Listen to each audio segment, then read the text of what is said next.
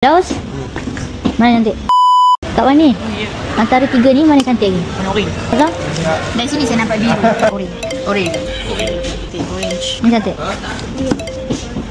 Orange. Biru. This one? Oh, biru. Hijau. Orange.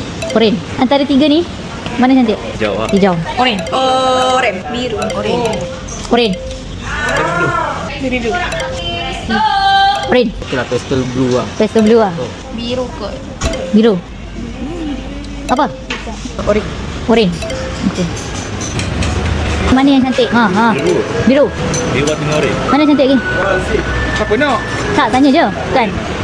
Orange lah. Orange lah. Okay, kalau korang pula, macam mana? Korang suka colour yang mana satu? Okay guys, nak join cabutan bertuah helmet SGV trendy baru ni, like dan share video ni.